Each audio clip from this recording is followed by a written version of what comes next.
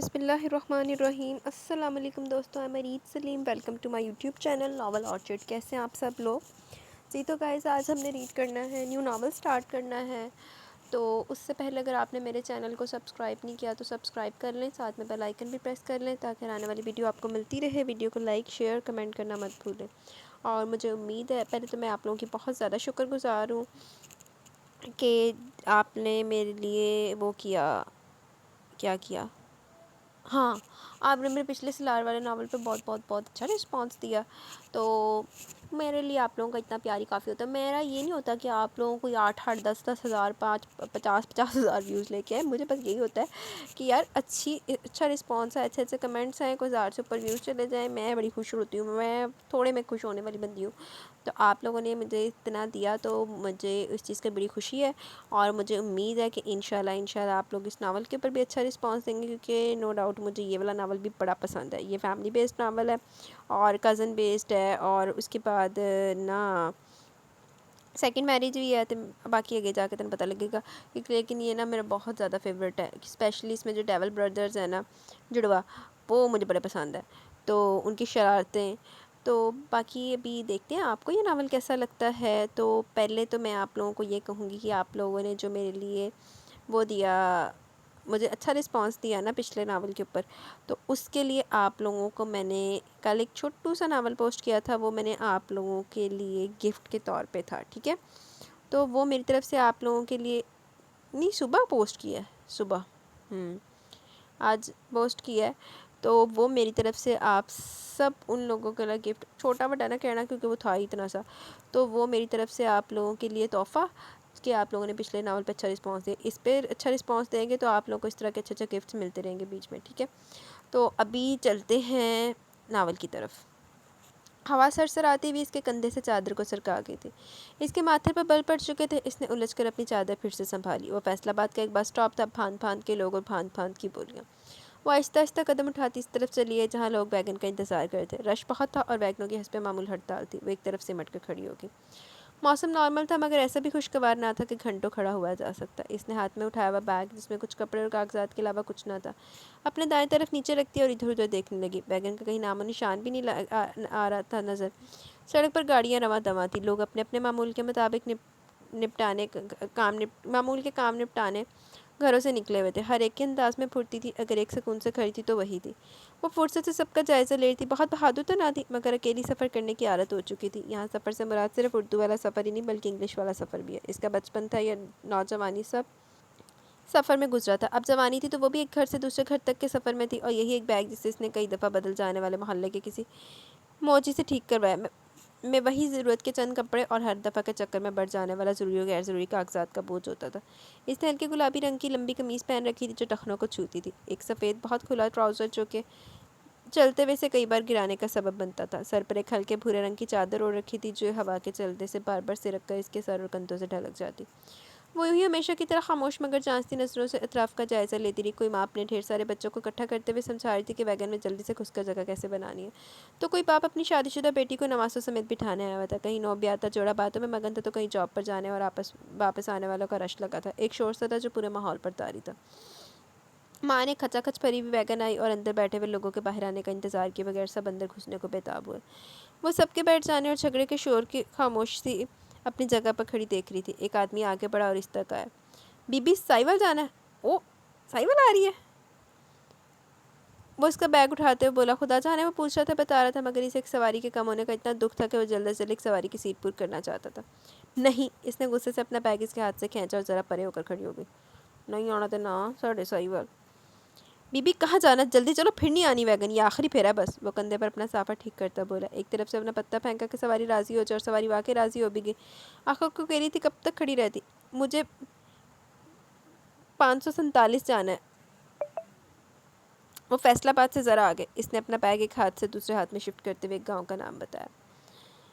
اچھا سمجھ گیا میں، بیٹھو بی بی جلدی۔ وہ پھر سے اس کا بیگ لینے لگا تو وہ غصے سے بولی، بیگ میں اٹھا لوں گی، اور آگے کو چل دی۔ اس کے بیٹھتے ڈرائیور نے گاڑی چلا دی۔ اس کا باپ صغیر احمد فوج میں بھرتی تھا، کوئی بڑا افسر نہیں تھا، ایک حوالدار تھا اور ایک آپریشن کے دوران مانا گیا۔ ماں رخسانہ ایک گھریلو عورت تھی جو کہ شوہر کے نام سے زندہ تھی۔ اسے ماں بننے کی خوشخبری بھی شوہر کی شہادت کے دوران 2 دن بعد ملی۔ وہ بھی شاید بچے کے دنیا میں آنے کے انتظار میں ہی دن گزارتی رہی کہ یہاں بچہ ہے، وہاں وہ بھی شوہر کے پاس چلی جائے۔ ہوا بھی یوں ہی، جہاں اس نے دنیا میں اپنی پہلی سانس لی وہاں اس کی ماں نے آخری۔ اس کی ذمہ داری اب نانی اور دادی پر تھی، مرتے کیا نہ کرتے ان کو یہ نبھانی تھی۔ نانی بھی بیٹی کے سال بعد اس کے پیچھے چلتی، اب دادی تھی اور ان کی پوتی۔ دادی ایک ایک پائی سنبھال کے رکھتی کہ انہیں اس کو پڑھانا تھا تاکہ اس کے بعد کم از کم وہ کوئی نوکری کر کے اپنا گزارا کر سکتی۔ دادی جب تک زندہ رہی وہ اس کے ناز پورے اٹھاتی رہیں کہ اس کے تایا چچا یا ماموں یہ لاڈ کبھی بھی نہ اٹھانے والے تھے۔ ہر کلاس میں ایک نمایاں پوزیشن پر آتی رہی کہ دادی کی ہر طرف سے پشت بنائی تھی، ہر طرح سے پشت بنائی تھی۔ وہ اسے کام کو ہاتھ بھی نہ لگانے دیتی۔ وہ ہمیشہ اسکول اور کالج میں ابھرنے والے بچوں میں ہوتی تھی، کوئی بھی نصابی غیر نصابی سرگرمی ایسی نہ تھی جس میں وہ حصہ نہ لیتی تھی۔ اور ہر جگہ سے میڈل اور شیلڈ جیتنا تو اس کے معمولات میں تھا۔ بے شک وہ ایک ذہین لڑکی تھی۔ یہ سب دادی کی وجہ سے تھا جو کبھی کسی کو اس کے لیے کچھ بولنے نہیں دیتی تھی۔ وہ ہمیشہ اس کے ساتھ رہی تھی، ان کے ہوتے سے ایک شہر سے دوسرے شہر تک کا سفر نہیں کرنا پڑتا تھا۔ یہ سب دادی کی وجہ سے تھا جو کبھی کسی کو اس کے لیے کچھ نہیں بولنے دیتی تھی۔ وہ ہمیشہ اس کے ساتھ رہی تھی، ان کے ہوتے سے ایک شہر سے دوسرے شہر تک کا سفر نہیں کرنا پڑتا تھا۔ بس گھر سے گھر تک کے سفر میں وہ زمانہ گزر گیا۔ دادی کی وفات کے بعد وہ سب پر بوجھ بن چکی تھی کہ آخر وہ تایا چاچا ماموں یا خالہ پھپھو کی ذمہ داری نہ تھی، وہ ان پر بوجھ تھی۔ سو اس بوجھ کا حل یہ نکالا کہ جیسے دادی سے لے کر کبھی ایک بیٹے کے دروازے پر ہوتی تو کبھی دوسرے کے، اسی طرح اب اس کا بوجھ بھی کبھی ننیال کے کسی فرد کے سر تھا تو کبھی ددیال کے۔ اب بھی وہ چھوٹے چاچو کی طرف تھی جب اس کی دادی کی دور کی بھانجی کی کال آئی تھی کہ اسے ان کی طرف بھیج دیا جائے۔ سارا گھر خوش تھا کہ اب کم از کم وہ ان کا بوجھ نہ رہی تھی، کیونکہ دادی کی بھانجی بہت امیر تھی، یقیناً وہ دل کی بھی اچھی تھی جس نے اسے مستقل اپنے پاس رکھنے کی یقین دہانی کرائی تھی۔ کوئی اسے بس اسٹاپ تک پر چھوڑنے بھی نہ آیا تھا، بس راستہ سمجھا دیا اور ایک نمبر پکڑا دیا تھا۔ موبائل آج تک نہیں دیا تھے، زمانہ خراب ہے، لڑکی خراب ہوگی تو ہم اپنے مرے میں بہن بھائی کو کیا منہ دکھائیں گے؟ لخت لعنت، صرف ایک فون دینا تو تجھے منہ دکھانا سی بغیر تو۔ اے بیٹی یہ کھڑکی تو کھول دے، سانس اٹکی جاتی ہے میری۔ وہ سوچوں میں گم تھی جب ساتھ بیٹھی ایک بوڑھی عورت نے اس کا کندھا ہلایا۔ اس نے سر ہلایا اور کھڑکی کا شیشہ تھوڑا سا سرکا دیا۔ اللہ تجھے خوش رکھے، بھاگو مالی کرے، ماں کے پاس جا رہی ہے؟ عورت بولی جس کا دل ایک دم سے دھڑکا۔ نہیں، وہ پھپھو کی طرف۔ اچھا چلو یہ بھی ٹھیک ہے، ورنہ آج کل کی پھپھیاں بھی کہاں مان ہے۔ ہماری پھپھی ہوتی تھی جب بھی گھر جاتے گھی کے ڈبے دیتی تھی، ہر دفعہ کوئی نہ کوئی سوغات دے کے بھیجتی تھی۔ اس کی بات کاٹ کر اپنی رام کہانی شروع کر چکی تھی۔ وہ خاموشی سے ان کی باتیں سننے لگی۔ بی بی آ گیا تہاڈا اسٹاپ۔ وہ مگن سی بیٹھی عورت کی باتیں سن رہی تھی جب کنڈکٹر نے آواز دی تھی۔ گاڑی روک دی تھی، وہ اپنا بیگ اٹھا کر ایک سیٹ پھلانگتی باہر نکل آئی۔ اس کے اترتے گاڑی ہوا سے باتیں کرتی ہوئی بہت دور نکل گئی۔ رنگ دیا تیرے عشق نے یوں، ہو گئی میں تو ہی تو، رنگ تو نے کیسا ہے چڑھایا، سن یارا سن یا ایک کم گلا پھاڑ اپنا، کیوں اپنے پرکھوں کو مراسی کہلوانے کا ٹھیکہ اٹھا لیا تو نے؟ وہ لہک لہک کر آنکھیں بند کے پورے جوش سے صوفے پر کھڑی ہاتھ کا مائک بنائے گانا گا رہی تھی۔ جب زہرا بی نے اندر قدم رکھا اور اس کے گانے کو بریک لگا، زہرا بی اتنا برا بھی نہیں گاتی میں، وہ منمنائی۔ چپ کر کم بخت، اگلی بار خود نہیں بولوں گی بلکہ سوٹا ڈنڈا ہی گلے تک پہنچا دوں گی۔ انہوں نے اپنے شوہر مرحوم کا عصا لہراتے ہوئے کہا تو وہ فوراً صوفے سے نیچے تشریف لے آئی۔ چل اب جا کے اپنی ماں کے ساتھ کام کرو، اور یہ پٹا جو گلے میں ڈالا نا اسے بھی پہلا کے۔ انہوں نے اسی عصا کے ساتھ اس کو پیچھے سے ٹوکا دیا۔ زہرا بھی مارے تو نہیں؟ دوپٹہ ٹھیک سے پھیلا اور باہر کی جانب چل دی، جہاں یقینی طور پر سب کا انداز منہ بنائے کام کر رہی تھی۔ زہرا بھی اس حویلی کی کرتا دھرتا تھی، انہیں اپنی ماں اور اماں یا دادی نانی کہلوانا پسند نہیں تھا، یہی وجہ تھی کہ سب انہیں زہرا بھی بلاتے تھے۔ شوہر چودھری محمد رمضان جب تک زندہ رہے ان کی ہاں میں ہاں ملاتے رہے۔ ان کی وفات کے بعد ان کے عصا کو ہر وقت سامنے رکھتی تھی جسے سب کو حسب ضرورت ٹوکے دیتی رہتی تھی۔ 2 بیٹیاں تھیں، انہوں نے بیٹی کو کبھی کچھ بولنے کی جرات نہ دی۔ 3 بیٹے تھے اور باپ کی طرح ماں کے روپ میں تھے۔ ہاں البتہ بہوؤں کا اس حویلی میں پورا راج تھا۔ بڑی بیٹی شہناز کی 2 ہی اولادیں تھیں، ایک بیٹی تانیہ جو بیاہ کر بحرین جا بسی اور بیٹا تیمور جو ایک پروفیسر تھا اور ایک عدد بیوی اور بیٹے سمیت ماں باپ کے فرما بردار بیٹے کا فرض نبھا رہا تھا۔ ان کے بعد بڑے بیٹے فخر زمان کی 3 اولادیں تھیں، اجر سجاول فجر۔ اجر اپنی تعلیم مکمل کر چکی تھی، اسے زہرا بی نے اپنی چھوٹی بیٹی مہناز کے اکلوتے بیٹے سانول سے منسوب کیا تھا۔ سجاول اپنی پڑھائی مکمل ہونے کے بعد زندگی آرام و سکون عیش و عشرت سے گزارنا چاہتا تھا، مگر زہرا بی نے جب اس کے لیے بھی ادھر ادھر نظریں دوڑائی تو اس نے ماں کی سفارش سے زہرا بی کا دھیان بزنس کی طرف کروا دیا، پھر لاہور میں آفس سیٹ کر کے اسی کی طرف کوچ کر کے۔ اب اس کا یہ حال تھا کہ زہرا بی سال میں ایک آدھ باری سے بلوا لیتی تو منہ دکھا جاتا، ورنہ وہ اپنی سفارشی ماں کے ہاتھ بھی نہ آتا تھا۔ آخری نمبر تھا فجر کا، وہ تھی گانوں ڈراموں کی رسیا، ہر وقت کوئی نہ کوئی ڈائلاگ بولتی پائی جاتی ہے، یوں ہی ہاتھ کا مائک بنا لہک لہک کر گاتی جاتی۔ بی اے بائی چانس مکمل کر چکی تھی اور آگے پڑھائی کا نہ تو اس کا اپنا ارادہ تھا اور نہ ہی زہرا بی اس پر اپنا مزید حلال پیسہ خرچ کرنے کا ارادہ رکھتی تھی۔ اوئے ہوئے فجر دہلاتے بہت ہی ناساز نے۔ منجلے بیٹے شیر زمان کی 2 ہی اولادیں تھی، حبل اور جبل، جڑوا تھے۔ آ گئے اپنے ڈیول بردرز، جڑوا تھے اور دونوں سے سارا زمانہ تنگ تھا۔ ان کو ان کی ماں بھی آرام نہ کر سکتی تھی۔ صرف 2 ہستیاں ایسی تھی جو ان دونوں کو سیدھا کر سکتی تھی، ایک زہرا بھی اور ایک سجاول۔ زہرا بھی کی تو ایک گھوری بھی کافی ہوتی تھی، حال بتہ سجاول کو ہاتھ جوڑنے پڑتے تھے۔ وہ دونوں فیصل آباد میں ایک پرائیویٹ یونیورسٹی سے میکینیکل انجینئرنگ کر رہے تھے۔ آج کل ان کا آخری سمسٹر چل رہا تھا۔ چھوٹے بیٹے اور سب کے چھوٹے چاچو حیدر زمان کی 3 اولادیں تھیں۔ بڑی نمل جو کہ فجر کی ہم عمر تھی، اس نے اپنی زہرا بی کا بھی ایک ایک کال یاد کر رکھا تھا، اور گھر کی شریف شرارتی بچی بھی وہی تھی۔ اس کے بعد کمیل تھا جو بی بی اے کے لیے فیصل آباد کی زرعی یونیورسٹی میں تھا۔ سجاول کی کاپی تھا اور کم ہی گھر میں پایا جاتا۔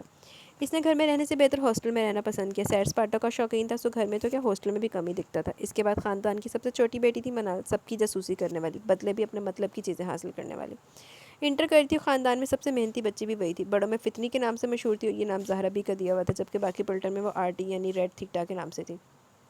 بڑی بہو قدسیہ ان کی رائٹ ہینڈ تھی، منجلی بہو کشور ان کی لاڈلی تھی، جبکہ چھوٹی بہو آمنہ ان کی باڈی گارڈ اور کیئر ٹیکر تھی۔ انہوں نے کھانا کب کھانا ہے، کیسا کھانا ہے، دوائی کب لینی ہے، سب ان کے ذمہ تھا۔ زہرا بی نے اپنا یہ خاندان بہت طریقے اور سلیقے سے سنبھال رکھا تھا۔ جہاں وہ بہو کی سنتی تھی، وہاں بہویں بھی ان کے آگے پیچھے پھرتی اور ہر کام میں ان کا مشورہ لیتی تھی۔ یہی وجہ تھی کہ کشور بیگم نے جب اپنے دور کی خالہ کے متعلق کسی سے سنا تو فوراً ان کے بیٹوں سے رابطہ کیا۔ اس سے رابطے کے بعد ان کو معلوم ہوا کہ ان کے بھائی کی بیٹی ان کے پاس بوجھ کی طرح پڑی ہے۔ کشور کو وہ لوگ اس کے تو کیا حالات بتاتے، الٹا اپنا رونا دھو کر فون رکھ دیا تھا۔ اپنے وسیلے استعمال کرتے ہوئے کشور بیگم نے اس کا پتہ کیا تو معلوم ہوا کہ اسے بہت برے حالات کا سامنا ہے۔ انہوں نے ساس سے مشورہ کر کے اسے اپنے پاس بلانا چاہا، مگر ان سے رابطے کے بعد خاصی مایوسی کا سامنا ہوا کہ وہ لوگ نہ تو خود اس لڑکی کو چھوڑ کر جانے پر تیار تھے، نہ ہی اس سے بات کروا رہے۔ سو انہوں نے اپنا پتہ لکھوا اور بھاری دل سے فون رکھ دیا کہ نہ جانے وہ اسے بھیجنے بھی والے تھے کہ نہیں، کیونکہ ان کے لیے تو ایک بے دام کی غلام تھی، جس نے جتنا کہا اتنے میں اس کا کانٹ چھانٹ کر فراہم کر دیا۔ زہرا بھی خود جانا چاہتی تھی، مگر کشور بیگم نے منع کر دیا، کیونکہ اپنی ساس کے سامنے اپنے خاندان کی گراوٹ نہیں لانا چاہتی تھی۔ سو صبر شکر سے اپنے گھر کے معاملات میں مگن ہو گئی۔ چلو آندھی بھی ہوگی کشور دی رشتے دار۔ گاڑی کے دور جاتے وہ مڑی اور اطراف کا جائزہ لینے لگی۔ 2-3 خوانچہ فروش ایک رو میں کچھ پھل کی ریڑیاں لگائے کھڑے تھے، دوسری طرف کچھ ٹانگے والے اور رکشے والے بھی کھڑے تھے جو اس ویگن سے اترتا دیکھ کر آگے بڑھے تھے۔ آرتن اس نے اپنے بیگ پر گرفت مضبوط کی۔ بی بی جی کدھر جانا ہے؟ بی بی میں چھوڑ آتا ہوں۔ باجی اس کے ٹانگے پر کیسے جاؤ گی، میرے رکشے پر آ جاؤ۔ کیوں میں شریف، میرے ٹانگے کو کیا ہوا، اب تو اچھی خاصی کارپٹ روڈ ہے، تانگا دوڑتا جائے گا۔ وہ دونوں آپس کا جھگڑا لے کر بیٹھ گئے، حتیٰ کہ ہر طرف اپنی بولی بولتے ہوئے لوگ تھے۔ اس کی نظر ادھر ادھر گھومتی ایک طرف ٹھہر گئی جہاں ایک بڑا شخص اپنے رکشے سے ٹیک لگائے کھڑا خاموش نظروں سے اس کی طرف دیکھ رہا تھا۔ وہ سب کے درمیان سے گزرتی اس بوڑھے کی طرف بڑھ گئی اور اسے اپنی طرف آتا دیکھ کر وہ سیدھا ہو گیا۔ چاچا بڑی حویلی چلیں گے؟ بیٹی وہ تو کافی آگے، تم کسی اور رکشے پر چلی جاؤ، میرے رکشے کی حالت تمہارے سامنے ہی ہے۔ وہ آدمی عاجزی سے بولا۔ کتنا آگے؟ وہ گھبرا کر بولی۔ ایک گاؤں پڑتا ہے درمیان میں بیٹی، اتنا دور بھی نہیں، اچھی سواری پر جاؤ گی تو جلدی پہنچ جاؤ گی۔ نہیں چاچا میں آپ کے ساتھ جاؤں گی، اور ابھی تو میں نے سنا کہ وہ کارپٹ روڈ ہے تو ایسا رکشہ بھی ساتھ دے ہی جائے گا، آپ چلیں بس۔ اس نے کہا اور پیچھے کی سیٹ پر آ کر پہلے اپنا بیگ رکھا، پھر خود بھی چادر سنبھالتی بیٹھ گئی، جبکہ بوڑھا آدمی حیران نظروں سے اسے دیکھنے لگا۔ حیران تو وہاں کھڑا ہر شخص تھا کہ آج بوڑھے اکرم کی قسمت کیسے جاگ گئی۔ آج تک بہت سے لوگ اس کا ٹوٹا پھوٹا رکشہ چھوڑ کر ٹانگے کو ترجیح دیتے تھے، مگر آج قسمت نے واقعی اکرم پر مہربانی کی تھی۔ وہ جلدی سے اپنا صافہ ٹھیک کرتا ہوا آ کر بیٹھا اور رکشہ سٹارٹ کرنے لگا۔ تھوڑی دیر انجن چلا رہنے دیا، پھر کک لگائی اور سڑک پر آگے بڑھنے لگا۔ بیٹی پڑھی لکھی لگتی ہو۔ جب کچھ راستہ طے ہوا تو بولا۔ جی چاچا میں نے ایم اے انگلش کر رکھا ہے، اس نے جواب دیا۔ اچھا بہت ہی اچھی بات ہے، میں نے بھی میٹرک کیا تھا بیٹی، میرے بیٹے نے بھی بہت پڑھا تھا، واپڈا میں بہت بڑا افسر لگ گیا تھا۔ وہ بات کرتے کرتے افسردہ ہوئے۔ وہ کچھ نہ بولی، بس گردن موڑے خاموشی سے انہیں دیکھتی رہی۔ میری بیوی کی بڑی خواہش تھی کہ اپنے بیٹے کی دھوم دھام سے شادی کرے، بہو بھی پڑھی لکھی لائے۔ پڑھی لکھی بہو بھی آگی، مگر ہمارے بیٹے کو یہاں کے ماحول سے دور لے گی، کہتی تھی بچے ایسے ماحول میں بیمار ہو جائیں گے۔ سال بعد آنے کا وعدہ کیا تھا بیٹے نے، آہستہ آہستہ وہ بھی ختم ہو گیا۔ ان کی آواز بھر آ چکی تھی، اس کی آنکھوں سے ابھی بھی آنسو بہنے لگے۔ بیٹی دکھ یہ کہ بیٹا تو دور گیا ہی، اپنی ماں کو بھی روگ لگا گیا، وہ دنوں میں گھل کر مر گئی۔ میں قرضے میں ڈوب گیا، اس کے لیے میں نے آج تک جتنا کمایا کہ ایک پائی حلال کمائی، حلال ہی لگائی۔ میرے رکشے تو دیکھ ہی رہی ہو نا، یہ بڑا چمکتا تھا کسی زمانے میں، اب دیکھو میں تو اسے ٹھیک بھی نہیں کروا سکتا۔ میری ایک ہی بیٹی ہے، میٹرک کر لی ہے اس نے، انٹر میں ہے، کچھ میں کما لیتا ہوں، کچھ وہ کما لیتی ہے، وہ سلائی کرتی ہے، کپڑا ایک دفعہ دیکھتی ہے اور ویسے ہی بنا بھی لیتی ہے۔ بات کرتے ہوئے جہاں پہلے آواز پر آ گئی، اب وہاں محبت ہی اس کے دل سے ہوک نکلی۔ ادھر بڑی حویلی کے پاس جو مسجد ہے، اس کے پاس ہے میرا گھر۔ وہ اب بھی خاموش رہی، بڑی حویلی کے گیٹ کے پاس جا کر رکشہ رک گیا۔ وہ نیچے اتری، اپنے بیگ کی چھوٹی زپ سے پیسے نکال کر چاچا کے حوالے کیے۔ چاچا میں یہاں بالکل نہیں ہوں، مجھے نہیں معلوم کہ مجھے یہاں کتنے دن رکنا ہے، لیکن میں جب بھی موقع ملا آپ کی طرف چکر لگاؤں گی، میں آپ کی بیٹی سے ملنا چاہوں گی۔ وہ بہت نرم انداز میں بولی اور گیٹ کی طرف بڑھ گئی جو کہ کھلا ہوا تھا۔ لوگ آ جا رہے تھے، جبکہ رکشہ بہت دیر تک وہاں گیٹ کے پاس کھڑا رہا کہ بوڑھا اکرم آج پھر سے اداس ہو چلا تھا۔ کیوں؟ گیٹ پار کرتے ہوئے کئی ایک لوگوں نے اسے دیکھا، مگر اپنے معمول کے مطابق باتیں کرتے ہوئے آتے جاتے رہے۔ وہ چھوٹے چھوٹے قدم اٹھاتی آگے بڑھ رہی تھی۔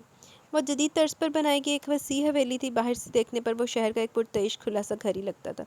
مگر جیسے گیٹ میں داخل ہو تو سامنے ایک وسیع ہرا بھرا لان تھا جس میں دیواروں کی طرف درخت لگے تھے۔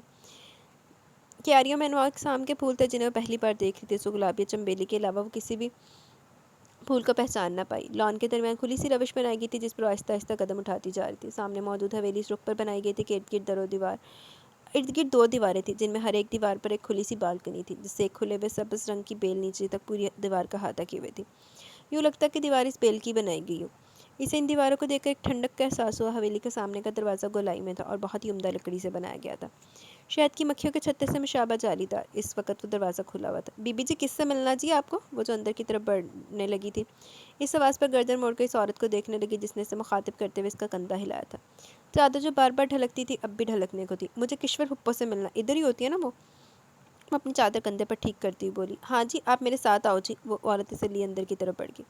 دروازے کی دائیں جانب ایک بڑا سا کمرہ تھا جہاں وہ عورت اسے لے کر آئی۔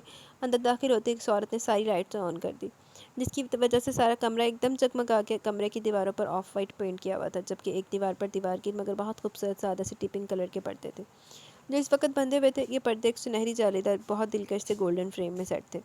ان کے پیچھے آف وائٹ انتہائی نفیس جالے دار پردے تھے جنہوں نے گلاس ونڈو سے نظر آتے لان کے خوبصورت منظر کو دھندلایا ہوا تھا، جبکہ چھت پر ایک بہت بڑا اور بہت ہی خوبصورت فانوس لٹک رہا تھا جس میں سے نکلتی سفید اور سنہری شعاعیں سارے کمرے کو روشن کیے ہوئے تھی۔ بی بی جی، آپ بیٹھو، میں باجی کو بلا کر لاتی ہوں۔ وہ جو ارد گرد کا جائزہ لینے میں مگن تھی بس سر ہلا گئی۔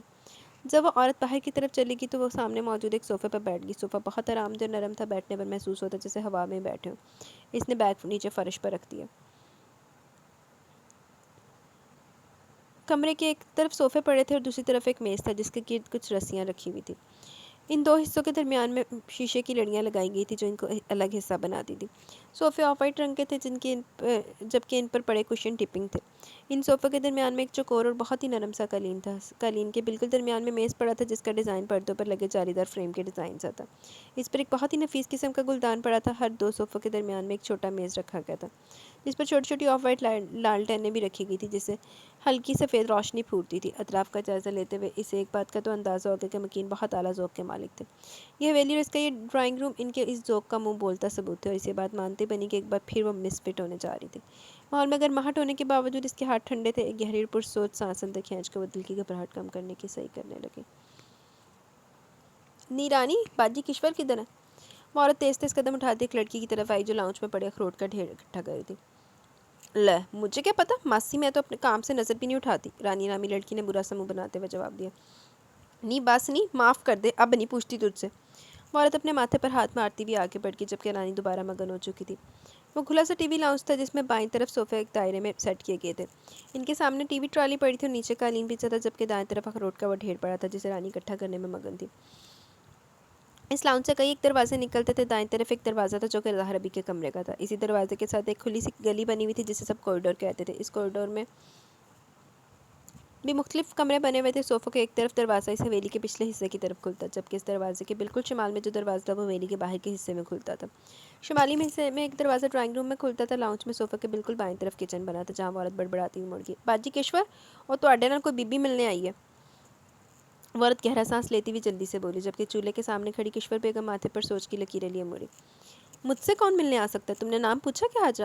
نہیں، پتہ نہیں، نام نہیں جی پوچھا، پر میں نے بٹھا دیا ادھر مہمان خانے میں، وہ آہستہ سے بولی۔ حد کرتی ہو حاجہ تم بھی، زہرا بی کو پتہ چلا تو جانتی ہو نا کتنا بولیں گی تمہیں کہ کل کو کوئی بھی چور ڈاکو لا سکتی ہے اندر۔ آمنہ بیگم جو کہ ڈائننگ ٹیبل پر بیٹھی پالک کے پتے چن رہی تھی اچانک گھورتے ہوئے بولی۔ نہیں چھوٹی باجی، میں تے اچھا اب یہ پالک چنو اور ہنڈیا میں دیکھتی رہنا، ہنڈیا بھی دیکھتی رہنا، میں دیکھ کر آتی ہوں کون ہے۔ آمنہ آؤ تم بھی ساتھ۔ کشور بیگم نے حاجہ کی بات کاٹی، کام پر لگایا اور آمنہ بیگم کے ساتھ باہر کی طرف بڑھ گئی۔ وہ ایک کھلا سا ہاتھ تھا جہاں ایک طرف آرام دہ تخت پڑا تھا جس پر زہرا بھی بیٹھی سامنے چار پائیوں پر بیٹھی گاؤں کے مختلف عورتوں کے مسائل سن رہی تھی اور عبد الوسع مشورے سے نواز رہی تھی۔ ان میں سے کچھ خواتین اپنے مسائل کا حل مانگنے آئی تھیں تو کچھ صرف اپنے دکھڑے سنانے۔ زہرا بھی اس گاؤں کی کرتا دھرتا تو نہ تھی مگر گاؤں کے لوگوں کے دلوں میں جگہ کیے ہوئے تھے تو اور بھی بہت سے لوگ جو اونچی چھت اور اونچا شملہ رکھتے تھے مگر ان کے دروازوں پر کھڑے شیفرڈز خاص نسل کے کتے ان کو آگے بڑھنے سے روک دیتے تھے، اور ان اونچے شملے کے لوگوں اور گاؤں کے ان لوگوں کے درمیان میں یہی پیسہ تھا جس سے وہ لوگ ایک کتا تو پال سکتے تھے مگر کسی غریب کا پیٹ پالنا ان کے لیے وبال جان تھا۔ فضیلہ، تیرا مرد گیا اللہ رکھے کے پاس یا میں ہی بات کروں پھر؟ زہرا بی نے ایک عورت کو مخاطب کیا جو بڑی سی چادر میں خود کو ڈھانپے ہوئی تھی جبکہ چادر کا کونا منہ میں دبا تھا۔ کتھے زہرا بی، میں تے لنگ جانا ہے جی۔ کہا زارا بھی میں تو گزر جانا ایسے. عورت نے گہرا سانس لیتے ہوئے کہا ہاں تیرا بنتا بھی ایسے گزرنا, تیری سالت کی وجہ سے تو ماں گزر گئی تیری, اب تو بھی گزر جا, کوئی دکھ نہیں ہونا کسی کو بھی. نہ میں کہتی ہوں کوئی شرم تیرے میں بھی ہے یا گروی رکھا ہے تو بھی, وہ تو جاہل انسان ہے, تو کون سا کم ہے, خود منہ میں گھنگیاں ڈال کر بیٹھی رہتی ہے. میں کہتی ہوں تو بھی کوئی شرم پکڑ لے, اب 5 بیٹیاں تیری, ان کو بیاہنا بھی ہے, کام نہیں کرے گا تیرا مرد تو بیاہنا کیسے ان 5 لڑکیوں کو. وہ جو گہرا سانس لے بولی تھی اب دم سادے زہرا بی کی ڈانٹ سن رہی تھی.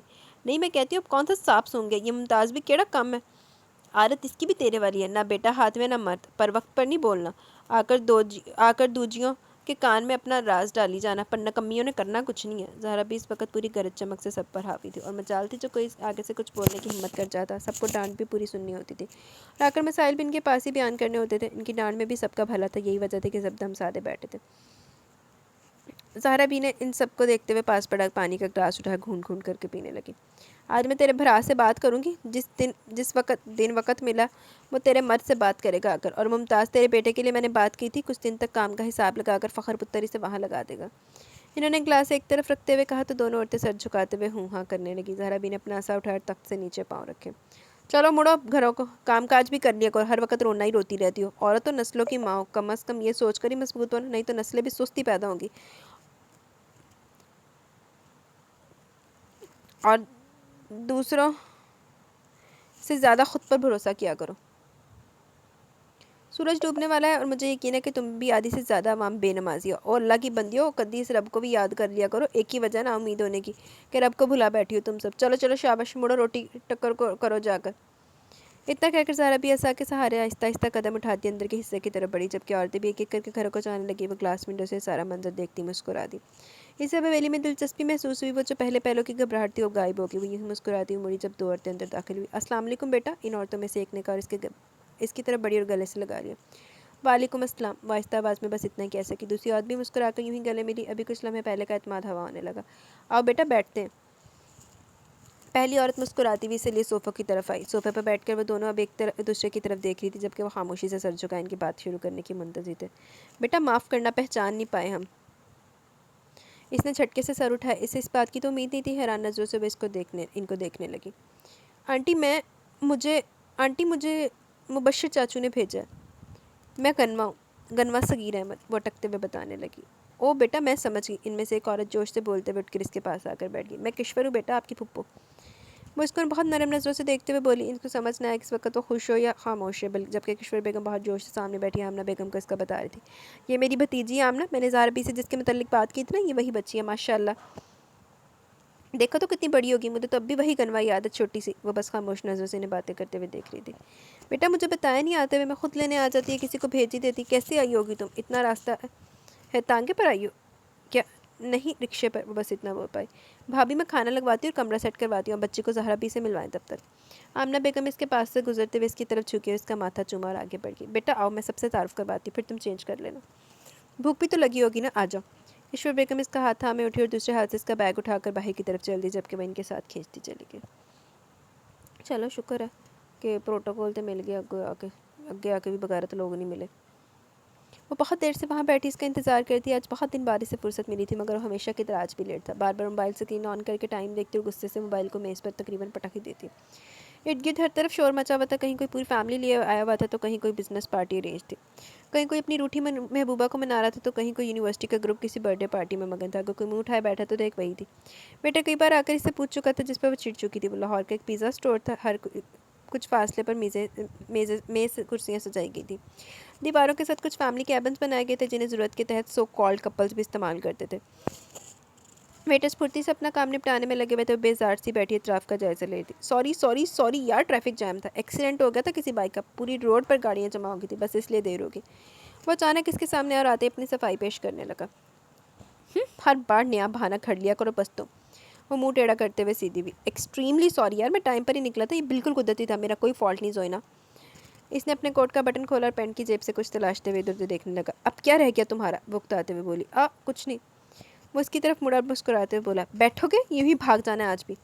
بالوں کو سمیٹ کر دائیں کندھے پر رکھتے ہوئے تنزیہ بولی. ہاں بیٹھ رہا ہوں یار, غصہ کیوں کیے جا رہی ہو, وہ فوراً بیٹھتے ہوئے بولا. وہ اس کی طرف بالکل بے تاثر آنکھوں کے ساتھ دیکھ رہی تھی. اسے عجیب سا احساس ہوا. کیا بات ہے زوئنہ, آر یو اوکے؟ मेज़ पर रखे इसके हाथों को थामते हुए बोला। जवाब में वो बस हल्का से सर हिलाकर इधर उधर देखने लगी। कुछ ऑर्डर किया? वो बात बनाने को बोला तो वो हाथ छुड़ाती हुई इसे अब्रूज का कर देखने लगी। ओके ओके रिलैक्स, मैं आइंदा एहतियात करूँगा। वो दोनों हाथ बुलंद करते हुए बोला। ओ प्लीज़ सर जी, मुझे अब ये नहीं कहा करो, चिढ़ होने लगी अब इस बात से। वो माथे पर आए बालों को झटकते हुए तड़क कर बोली और कमर कुर्सी की पुष्ट टिका ली। अच्छा बाबा सॉरी, और अभी बहुत भूख लग रही है, सो प्लीज़ मूड ठीक करो, कुछ ऑर्डर करो, फिर कहीं घूमने चलते हैं। वो मुस्कुराते हुए बोला था। ड्रामे जितने भी करवा लो खुशी से करोगे तुम। वो नागवारी से बोलते इसने वेटर को इशारा किया अपना ऑर्डर लिखवाते। वो भी नज़रों में लिए हुए थी, इसे भी नज़रों में लिए हुए थी, जिससे बात करते हुए बहुत मुतमिन लग रहा था। अब फिर से बेटे टोलने लगा। माथे पर सिलवटें थी जबकि एक टांग मुसलसल चला रहा था। इसकी बेचैनी साफ जाहिर थी। मसला क्या तुम्हारे साथ? ऑर्डर लिखवा कर एक बार फिर वो इसकी तरफ मतवज्जा हुई। कुछ नहीं यार, मेरा वॉलेट। वो बेबस सा होकर मुंह बनाते हुए बस इतना ही बोला। उफ सजी, फॉर गॉड सेक। वो मेज़ पर गुस्से से हाथ मारते हुए बोली तो वो जो ढीला सा बैठा था फ़ौरन सीधा हुआ। जस्ट रिलैक्स होई ना यार, तुम भी कितनी जल्दी मूड ख़राब करती हो अपना। आई विल फिक्स इट, तुम अपना मूड ठीक करो। इसका हाथ थामे हुए उसे नॉर्मल करने लगा। तुम घर कब जा रहे हो? जोइना सख्ती से बोली। वो जिसका हाथ से लाते हुए इसे नॉर्मल करने की कोशिश करता ना समझी से उसे देखने लगा। ऐसे क्या देख रहे हो मुझे? बस सिर्फ टाइम पास करने के लिए रखा हुआ तुमने? वो गुस्से से हाथ छुड़ाते हुए गोया भी। देखो जोइना, मैं जो पूछ रही हूँ इसका जवाब दो मुझे तुम। 2 साल हो गए हम साथ हैं और 2 साल से मैं तुम्हारी हर आदत बर्दाश्त करी हूँ सिर्फ इसलिए कि तुम मुझसे प्यार का दावा करते हो। लेकिन मुझे अगर टाइम पास के लिए रखा तो सॉरी टू से, मैं आधी ये सब ड्रामा ख़त्म करना चाहती हूँ। वो जिसे भरी बैठी थी। जोइना इनफ, मैं अगर खामोश हूँ तो कुछ बोल नहीं रहा तो इसका ये मतलब हरगिज़ नहीं है कि तुम कुछ भी बिना सोचे समझे बोलोगी। वो धीमी मगर सख्त आवाज़ में बोला। तुम मुझे मेरी बात का जवाब दो बस। वो चबा चबा कर बोली थी। मैं तुम्हें सारी सिचुएशन बता चुका हूँ और एक बार नहीं बहुत बार बता चुका हूँ, लेकिन अगर तुम मेरी किसी बात को समझ जाओ तो सब कुछ सुधर ही ना जाए। अभी ना तो तुम्हारे घर में शादी की बहुत जल्दी है किसी को, और ना ही मेरी घर में भी बात हुई है। कोई ज़माना था जब ज़हरा बी को मेरे रिश्ते की बहुत फिक्र हुआ करती थी, मगर अब जब तक वो अजर की शादी नहीं कर देती तब तक मेरा नाम भी नहीं लेंगी। वेटर ऑर्डर सर्व करने आया तो वो खामोश हुआ। जोइना के सामने प्लेट सीधी करते हुए इसने पिज़्ज़े का एक स्लाइस इसमें रखा और अपने सामने की प्लेट सीधी करके इसमें केचप डालने लगा। वेटर जा चुका था। देखो जोइना, मैं घर में भी बात नहीं कर सकता। ज़हरा भी तो एक तरफ, अब अम्मी भी साफ कहती है कि अब अजर फजर दोनों के बाद मेरा सोचेंगी। मैं कम अज़ कम अजर की शादी तक इंतजार करना चाहता हूँ और फॉर गॉड से मुझे प्रेशराइज मत करो कि मैं तुम्हें छोड़ ही जाऊँ। छुरी कांटे से एक टुकड़ा अलग करते हुए इसने केचप में डबोर इसके मुंह तक लाया। जानता तो वो केचप से कितना चिढ़ती है, मगर फिर भी ये काम करना जरूरी था ताकि पिछली बात को वो भूल जाए। इसने बुरा सा मुँह बनाकर इसे घूरा था। यार मुँह तो सीधा कर लो अपना, मैं कहीं भागा तो नहीं जा रहा और तुम्हारी तरफ तो कोई मसला भी नहीं। मुझसे ज़्यादा तो तुम्हारी तरफ आसानी के घर में सभी जानते। इसने वही टुकड़ा जो इसकी तरफ किया था अपने मुंह में रखा और चबाने लगा। खा तो बहुत मज़े से रहे हो, बिल कौन देगा? मैं नहीं लाई अपना क्रेडिट कार्ड। वो इसे घूरते हुए बोली। मैंने कहा ना आई विल फिक्स इट। इसका उर्दू तर्जमा किया जाए तो ये बनता है कि मैं यकीनी तौर पर इस मामले को ठीक कर लूँगा। इसने एक और टुकड़ा अपने मुँह में रखते हुए कहा, ब्रुच खाकर सवाली अंदाज में से देखने लगा। क्या? जोइना ने पूछा। अगर डाइटिंग पर हो तो मैं खा लेता हूँ तुम्हारा हिस्सा भी, डोंट वरी, मैं पैसे पूरे करूँगा। इसने कहा और पिज़्ज़ा स्लाइस उठाने वाला चम्मच उठाकर एक और स्लाइस अपनी प्लेट में मुंतकिल किया। मुझे डाइटिंग की कोई ज़रूरत नहीं, मगर अपना सोच लो कहीं फट ना जाना किसी दिन। इसने अपनी प्लेट की साइड में पड़ा चम्मच और कांटा उठाया। चम्मच से चावल के हाथ पर मारा और कांटे से इसकी प्लेट में पड़ा स्लाइस उठाकर अपनी प्लेट में मुंतकिल किया। जवाब पर वो हंस दिया। सजावल साहब ऐसे वाला तो नहीं जानते, ऐसे वाला तो साल हो गए इतने खे खा रहे। अब बात यह है कि मैं ज़रा गाड़ी से अपना वॉलेट लेने जा रहा हूँ। वो उठते हुए बोला तो वो जो बहुत मज़े से मुँह चला रही थी अभी से घूरने लगी। पाट पड़ी चिली सॉस की बोतल उठाई और सजावल को दे मारी, जिसने बहुत महारत से कैच की। एक बात तो मान जाओ कि मैं बहुत वक्त पर कैच पकड़ता हूँ। बोतल वापस मेज़ पर रखते हुए वो दांत निकालते हुए बोला, बाहर की तरफ चल पड़ा। पागल। वो भी से हमेशा वाले खिताब से नवाज कर कोल्ड ड्रिंक के घूट भरने लगे। चल पैसे तो मैं मिल गए ना, भावें उतों लैन चला, तो अगर तुम्हें पैसे भरने पड़ते ना एंड में खा चट के, तो फिर तेन लगना सी स्वाद। आप भी यार वाईफाई ऑन करवा दें प्लीज़। वो मिन्नतों पर उतरी हुई थी। बस पाँव पकड़ने की कसर बाकी थी। क्या मसला फजर, काम करने दो मुझे। अजय ने गुस्से से इसको सामने से हटाया। काम हो तो गया आपका। इस सड़े पे बैंगन के कपड़े इतने प्यार से तय लगाती हैं जैसे बेटा हो। मेरे लिए तो कभी इतना प्यार नहीं उमड़ा आपका। अभी भी कब से मिन्नतें करी हूँ, मान के नहीं दे रही आप। अभी वो गला फाड़ता सबका सुकून बर्बाद करता, आके कह दे कि आपने तो सद के बारी जाते हुए ऑन कर देना। वो एकदम से चिढ़ के तकरीबन रोती हुई बोली। अजय जो शर्ट को सीधा करते तय लगा रही थी अब इसके ड्रामे को देख रही थी। अब कर भी दे ऑन, मैं बस 1-2 काम करके ऑफ़ कर दूंगी पक्का। अजर को सुकून से बैठा देखकर फिर से पहली जोन में वापस आई। फजर तुम बहुत फारिग रहने लगे हो। नमल और मनाल को देखा कैसे भाग भाग कर काम करती है। मैं आज ज़हरा भी से कहकर तुम्हें किचन का काम शिफ्ट करने वाली हूँ। वैसे भी मनाल को पढ़ाई भी करनी होती है और तुम्हें फारिग रहने के अलावा कोई काम नहीं। और फिर से कपड़े तय लगाने लगी। इशारा साफ था कि पाँव भी पकड़ लो तब भी कान नहीं थरूंगी। बस आज मैं कमरा अलग कर रही हूँ, मैं नहीं रहने वाली आपके साथ। सास वाला सलूक करती हैं आप मेरे साथ। वो गुस्से से उठी और पाँव में जुड़ता अड़स कर बाहर की जानिब चल दी। अजर भी कपड़े एक तरफ रखते हुए ज़हरा बी के कमरे की तरफ चल दी। चुगली लाड। वैसे लिए लाउन से होती हुई ज़हरा बी के कमरे में ले गई, जहाँ ज़हरा बी गुस्सा किए वज़ू किए نماز کی تیاری کر رہی تھی اور قدسیہ بیگم ان کی مدد کروا رہی تھی۔ زہرا بیگم اپنا ہاتھ دوپٹہ لیے شال ٹھیک کرتے ہوئے جب مڑی تو کشور بیگم کو اس کے ساتھ کھڑے پایا۔ آج جو کشور وہیں کھڑی رہ گئی، بچے کو بھی لے آؤ، بٹھاؤ اسے بھی یہاں۔ زہرا بھی مسکراتی ہوئی بولی تھی۔ قدسیہ بیگم جو بائیں طرف بنی الماری میں شاید کچھ ڈھونڈ رہی تھی وہ بھی مڑی۔ زہرا بھی یہ میری بھتیجی ہے، کشور بیگم نے کہا اور اس کا بیگ ایک طرف رکھ کر زہرا بھی کی طرف آئیں جو بیڈ پر بیٹھ چکی تھی۔ ہاں امی، آمنہ بتا کی ہے مجھے، آؤ آؤ بیٹھو سکون سے، وہاں سزا میں کھڑی ہو کیا؟ زہرا بھی نے اس کی جھجک دور کرنے کو مذاق میں کہا تو آہستہ آہستہ قدم اٹھاتی آگے آئی اور زہرا بھی کے سامنے اپنا سر جھکایا جس پر انہوں نے بہت پیار سے اپنا ہاتھ رکھا۔ اس کا سر اپنے ہاتھوں میں تھاما اٹھایا اور اس کے ماتھے پر ایک شفقت بھرا بوسہ دیا۔ کشور کشور جو قدسیہ بیگم کو اس کے بارے میں بتا رہی تھی مڑی۔ جی زہرا بھی؟ قدسیہ بیگم بڑھ کر اس کی طرف آئیں تو اس نے ان کے طرف سامنے بھی ایک سر جھکا دی۔ انہوں نے پیار دیتے ہوئے اس کا ماتھا چوما اور کمر پر تھپکی تھی۔ بچی سفر سے آئی، اس کا سامان کسی بچے کے کمرے میں رکھوا دو، باقی بچوں کو بھی ملواؤ، ان کی بہن سے۔ زہرا بی نے کہا۔ جی زہرا بھی، میں وہی کرنے جا رہی تھی، وہ نرمی سے بولی۔ اور سنو، کچھ کھانے کو بھی لیتی آنا۔ جی آمنہ کھانا بنا رہی تھی۔ نہیں کھانا نہیں، کھانا سب کے ساتھ ہی کھائے گی بچی بھی، ابھی تم پھل وغیرہ بھجوا دو، بچی کو بھی کمرے میں لے جاؤ تاکہ تھکن دور کر لیں، انہوں نے کہا۔ جی اچھا، آؤ بیٹا فریش ہو لو۔ کشور بیگم نے اسے مخاطب کیا تو وہ جو زہرا بی کے پاس بیٹھی تھی اٹھ کھڑی ہوئی۔ کشور، میں سے بچوں سے ملواتی ہوں، تم فروٹس لے آؤ وہیں کمرے میں، ہم نماز بھی ادا کر لیں گے تب تک اور بچی کو بھی کمپنی مل جائے گی۔ قدسیہ بیگم آگے بڑھی تو کشور مسکرا کر باہر کی جانب چل دی۔ اسی لیے قدسیہ بیگم بھی باہر نکلی تو جو سامنے سے چلتی۔ امی فجر کو آپ سمجھائیں گی، میں زہرا بی سے کہوں؟ وہ ایک دم سے بولی تھی۔ قدسیہ ناگواری سے اسے دیکھنے لگی۔ کوئی تمیز نامی چیز خود میں بھی دریافت کر لو، یا تمہارے لیے میں زہرا بی سے بات کروں پھر؟ وہ یوں ہی سخت لہجے میں گویا ہوئی توجہ جو آتے فوراً بنا دیکھے بولی تھی۔ اب ان کے ساتھ کھڑی لڑکی کو دیکھ کر ٹھٹکی۔ سوری امی، غصے میں تھی، وہ شرمندہ سی بولی۔ کسی غیر کے سامنے اس طرح بولنے اور ماں سے ہونے والی تازہ عزت افزائی نے اسے درجہ شرمندہ کیا تھا۔ یہ تمہاری بہن ہے، اسے کمرے میں لے کر جاؤ، فریش ہو جائے تو کچھ کھلاؤ پلاؤ اسے اور کمپنی دو، کوئی نرم شال بھی نکال کر دو اسے، ہاتھ ٹھنڈے ہو رہے ہیں بچی کے۔ انہوں نے اسے اس کی بات کا جواب دینے کی بجائے اپنی کہہ سنائی۔ اجل منہ اٹھائی انہیں ناسمجھی سے دیکھنے لگی۔ کشور کی بھتیجی ہے یہ بیٹا، بہن ہے تم سب کی، انہوں نے وضاحت دی۔ اوہ آؤ کمرے میں چلتے ہیں۔ اجل نے اس کا بیگ پکڑا اور اسی لیے کمرے کی جانب چل دی، جبکہ قدسیہ بیگم کچن کی طرف مڑ گئی کہ انہیں بھی کام میں اپنی دیورانیوں کا ہاتھ بٹانا تھا کیونکہ باقی عوام اس وقت اپنے کمروں میں گم تھی۔ باقی عوام نہیں نکلتی ہوئی آج باہر، وہ اسی لیے کمرے میں داخل ہوئی تو کمرہ انتہائی بھیانک منظر پیش کر رہا تھا۔ فجر نے اپنی ساری توانائی کمرے کی چیزیں تہز نہز کرنے میں صرف کر دی تھی اور اب اجر کا پارا ہائی ہو چکا تھا۔ پیچھے کھڑی مہمان کا خیال ہوتا تو اب تک فجر کو اس کے بالوں سے محروم کر چکی ہوتی۔ اوئے ہوئے، دان پیستی وہ مڑی اور زبردستی کی مسکراہٹ سامنے کھڑی لڑکی کی طرف اچھالی۔ دراصل ہم تفصیلی صفائی کرنے والے تھے، اس لیے اتنا سامان بکھرا پڑا، تم آؤ بیٹھو۔ اجے نے بات کرنے کے دوران اس کے لیے ایک کاؤچ خالی کیا جس پر اس چھوٹی فتنی نے کتابیں بکھیری ہوئی تھی۔ اس نے اپنی مسکراہٹ ضبط کی۔ یوں کرو، تم فریش ہو لو، تب تک میں باقی لڑکیوں کو لے کر آتی ہوں۔ اجے نے خجالت مٹانے کو اسے فی الحال منظر سے غائب کرنا چاہا۔